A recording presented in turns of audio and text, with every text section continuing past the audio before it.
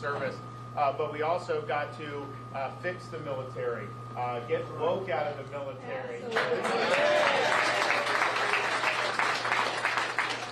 So we'll do that on day one. And you know, you have to have all these institutions in life in our country, but particularly the military. Merit is how you need to advance. It should be solely based on merit.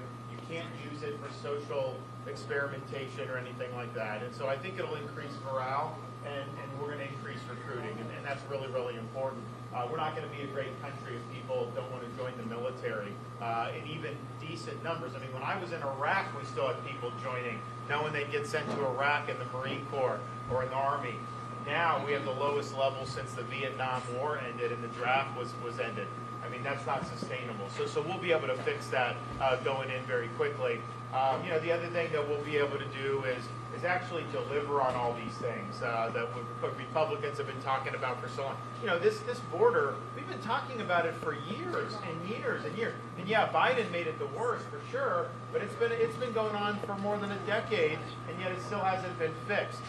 You look at other issues that we always, the bureaucracy and the administrative state and how big government's gotten and the weaponization. All this stuff has been happening for a long time.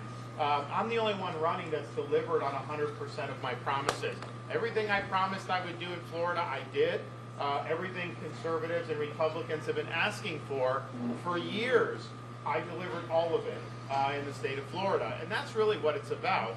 Leadership, it's not about entertainment. It's about putting forth a vision, executing the vision, and producing results for the people that you represent. So I'll be able to actually get all this stuff done. I think that's very, very important. If we don't win the election, we're going to continue to go in a bad direction. But if we win the election and you're just a potted plant in office or you're not able to get this stuff done, that may slow the decline, that may manage the decline a little bit better, but that won't be enough to reverse the decline.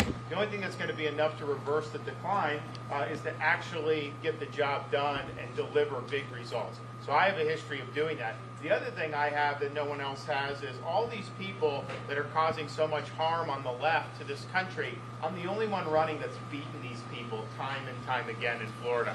We beat the teachers union on universal school choice. We beat Fauci on COVID. We beat Soros on crime by removing two radical lawless prosecutors. We beat Disney on protecting the innocence of our kids.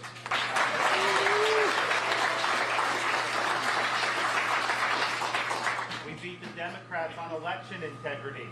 We have universal ID requirements. We have no ballot harvesting allowed. We count all the votes on the day of the election and report the results.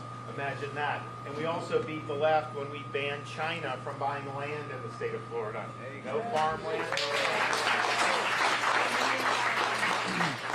So, and then we beat a lot of these big corporations on ESG. We kneecapped ESG in the state of Florida. You know, the BlackRocks of the world. You know, we won on those battles.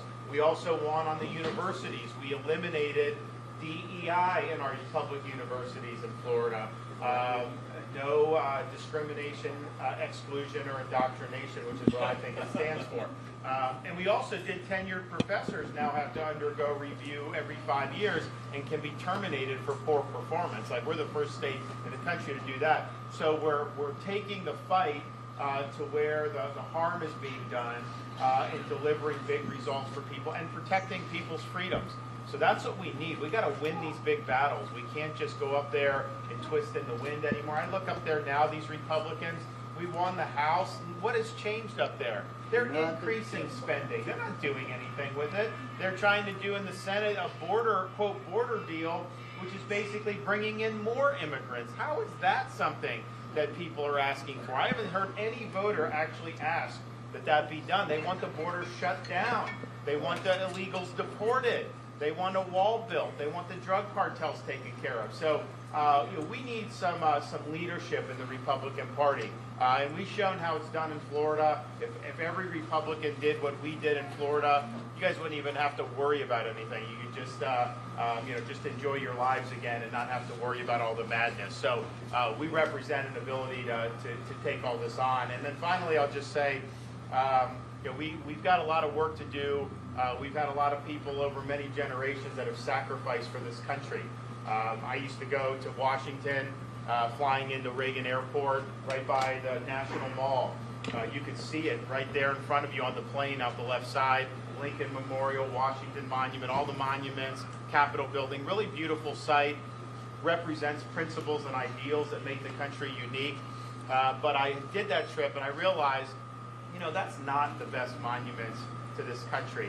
All you had to do was look out the other side of the plane and look into Northern Virginia over the Potomac River, and you saw the headstones over the rolling hills of Arlington National Cemetery.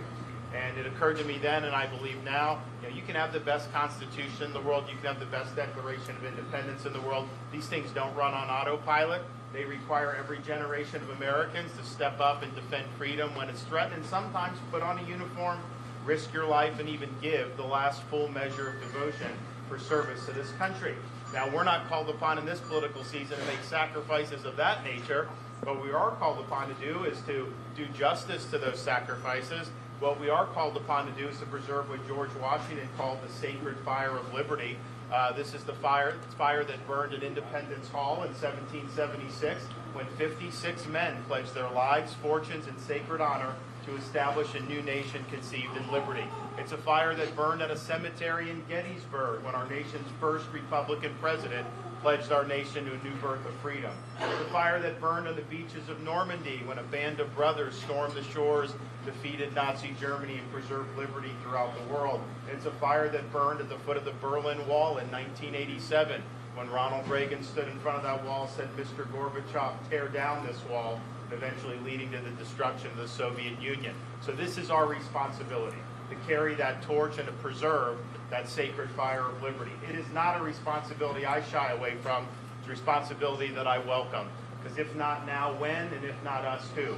I'm asking for your support when we get into this primary next month.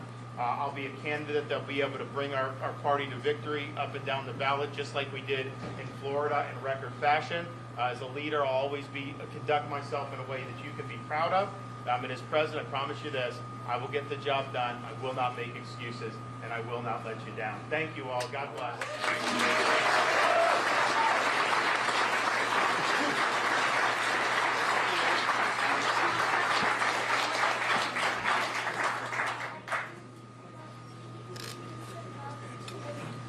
Great. Yes, absolutely. Good day. Yeah, thank you. Appreciate you guys. Thanks so much. Thank you. Thanks for coming. How are you? Thank you. Good. Y'all have a good day. Excuse me, I'm sorry.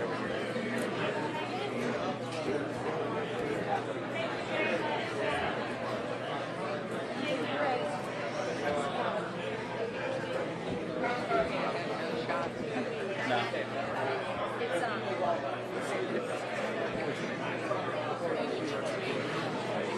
Dave, are you going up?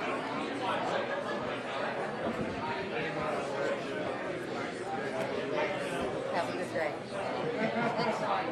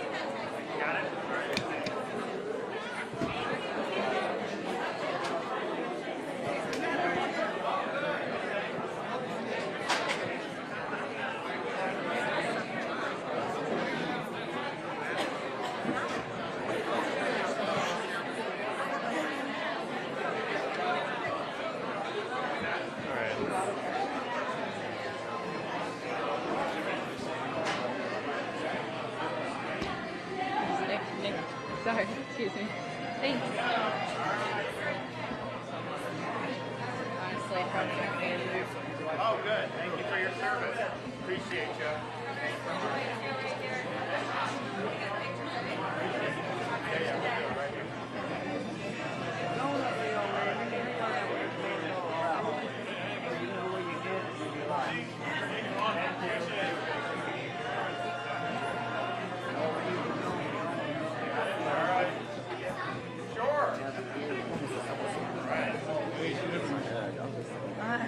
Going further.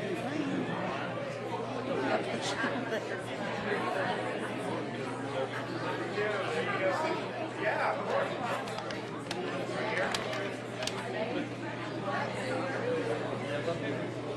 That's okay. Thank you.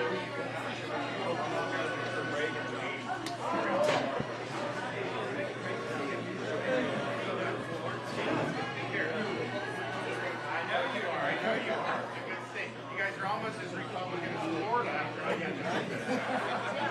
Someone hired